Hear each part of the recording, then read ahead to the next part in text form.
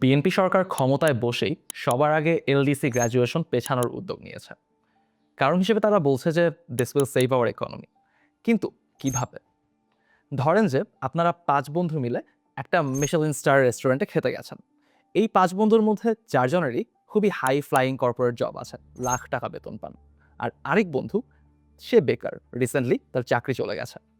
এখন আপনারা যদি ভালো বন্ধু হন তাহলে আপনাদের দায়িত্ব হবে সেই বেকার বন্ধুটাকে একটা পয়সাও খরচ করতে না দেয়া।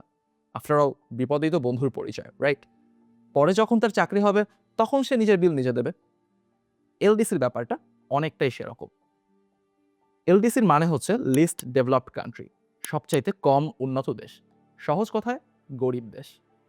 এই দেশগুলোর জিডিপি কম, পার ক্যাপিটা ইনকাম কম, সব দিক দিয়ে পিছিয়ে। কাজেই আমেরিকা, ব্রিটেনের মতো বড়লোক দেশগুলো নানাভাবে এই দেশগুলোকে সাহায্য করে। কখনো টাকা পয়সা ডোনেশন দিয়ে, কখনো খুবই লো ইন্টারেস্টের লোন দিয়ে, কখনো ট্যাক্স বা ট্যারিফ মাফ করে দিয়ে। আবার বেসরকারিভাবে অনেক রকম সুযোগ সুবিধা পাওয়া যায়।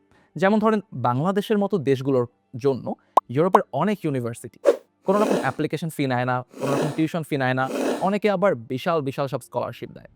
তো এইরকম অনেক রকম সুযোগ সুবিধা এইসব এলডিসি ভুক্ত কান্ট্রিগুলো পায়। বাংলাদেশ এতদিন এলডিসি ভুক্ত একটা দেশ ছিল, সহজ কথায় গরিব দেশ ছিল। ফলে বড়লোক দেশগুলো থেকে অনেক রকম সুবিধা আমরা পেতাম। কিন্তু শেখ হাসিনা সরকার একদিন ডিসাইড করলো যে এলডিসি থেকে বাংলাদেশকে বের করে আনতে হবে। পৃথিবীর বুকে মাথা উঁচু করে বাঁচবে বাংলাদেশ।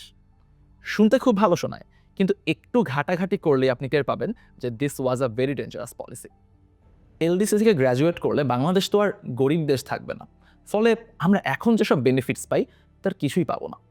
আমাদের ইকোনমি যদি এনাফ স্ট্রং হতো তাহলে কোনো ঝামেলাই ছিল না। কিন্তু প্রবলেম হচ্ছে বাংলাদেশ কখনোই মধ্য আয়ের দেশ হওয়ার মতো যথেষ্ট উন্নতি করেনি। শেখ হাসিনা সরকারের উন্নয়নের ন্যারেটিভ পুরোটাই ছিল একটা ফাঁপা বেলুনের মতো। ইচ্ছে মতো ম্যানিপুলেটেড ডেটা দেখিয়ে বিদেশিদের কাছে বেশি করে জিডিপি দেখানো হতো। কর্ণফুলীর টানেলের মতো অনেক মেগা প্রজেক্ট করা হয়েছে, যেগুলোতে লক্ষ কোটি টাকা খরচ হয়েছে, কিন্তু ইনকাম হাজার টাকাও হয়নি। এলডিসি গ্র্যাজুয়েশনও সেরকমই লোক দেখানো একটা মাইলস্টোন ছিল। এতে আমাদের কোনো লাভ তো হতোই না, উল্টো আমরা বিশাল বিপদে পড়ে যেতাম। চিন্তা করেন, আপনার চাকরি নাই, পকেটে ফুটা পয়সাও নাই, অথচ আপনার বন্ধুদেরকে 5 স্টার রেস্টুরেন্টে নিয়ে ট্রিট দিতে হচ্ছে। এর কোনো মানে হয়? ফর্চুনেটলি নতুন সরকার আসানোর পর থেকেই এলডিসি গ্র্যাজুয়েশন পেছানোর জন্য কাজ শুরু হয়ে গেছে। তারা অন্তত ৩ বছর এলডিসি গ্র্যাজুয়েশন পেছাতে চায়। ফলে আগামী ৩ বছর আমরা মোটামুটি নাকে তেল দিয়ে ঘুমাতে পারি।